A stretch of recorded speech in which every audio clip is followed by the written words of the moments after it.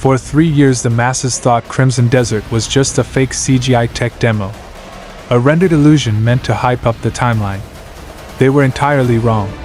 Pearl Abyss just broke the simulation and handed over the ultimate open world override.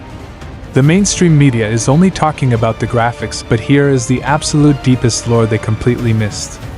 Pearl Abyss refused to use a standard game engine like Unreal Engine 5.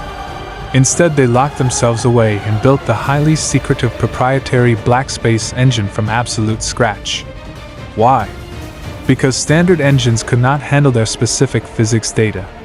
The game tracks real-time volumetric wind that physically pushes individual blades of grass and alters the trajectory of your hot air balloon. Snow does not just fall, it physically accumulates on the environment and your character in real time. And the non-playable characters are not just standing around waiting for you. They have complex daily routines, going to work and sleeping even if you are on the complete opposite side of the continent of Pywel. They literally built a living, breathing 2026 ecosystem. The casuals are still playing in static sandboxes while the elite are stepping into a true digital reality. Don't follow the crowd. Follow the aura. You think walking across a massive map is the ultimate flex? Think again. The mainstream meta is obsessed with horizontal walking simulators packed with invisible walls. But Pearl Abyss completely destroyed the traversal bottleneck. Welcome to the vertical reality of Pywel. When you step off a cliff, there is no loading screen and absolutely no safety net. You transition instantly from ground-level exploration to extreme high-altitude freefall.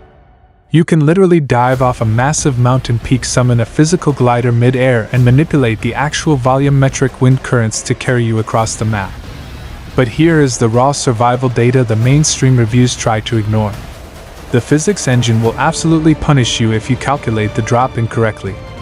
The wind drag is a real physical force, and the stamina drain during extreme vertical rock climbing is brutal. The casuals are complaining about the steep learning curve because they just want simple button mashing and easy fast travel. But the true elite understand that mastering this brutal traversal system is the ultimate status symbol.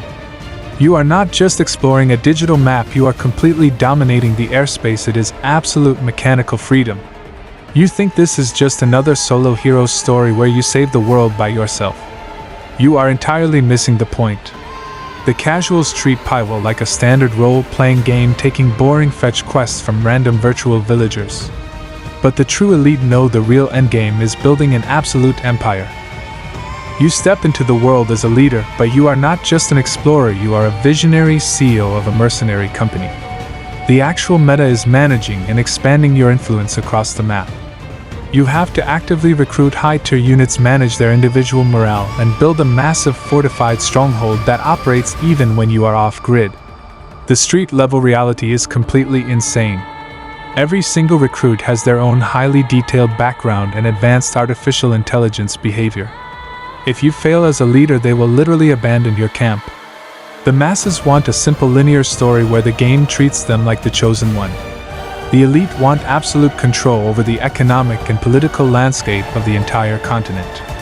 You are not just playing a character, you are building an untouchable legacy. You think your current open world is elite just because the map is big. You are completely ignoring the dead environment. Take a look at the ultimate visual debate. On the left side of the screen you have the standard outdated meta. You walk through a dense forest or a river and absolutely nothing happens. The world is completely static and rigid like an empty cardboard box. On the right side you have the 2026 BlackSpace standard. Every single object in Pywel has mass and physical weight. If you ride your horse through a dense thicket, the branches physically snap back and react. The mud deforms permanently under your boots, and the dynamic global illumination shifts perfectly through the canopy in real time. This is the definitive split-screen destruction of the last generation. The masses accept static backgrounds because they do not know any better. The elite demand a world that actively reacts to their physical presence. Do not settle for a dead digital space. Demand an ecosystem that breathes. You think all of this was just to play another action game and reach a credits screen? Not a chance. The masses think the story is the finish line. The elite know it is just the tutorial. Why spend billions to build a proprietary engine if you are not going to change the entire industry standard? Pearl Abyss is treating Crimson Desert like the ultimate high-stakes beta test for the future of digital reality. They are not just testing graphics, they are validating the off-grid survival of an entire living world. Every single data point collected right now in April 2026 is setting the operational foundation for the next decade of gaming. Look closely at the mercenary leadership system. It is the definitive blueprint for player agency and world influence. The final boss was never a scripted monster in a cave. The final boss is the outdated static industry itself. The crowd stays stuck on the ground meta playing games that were obsolete 3 years ago.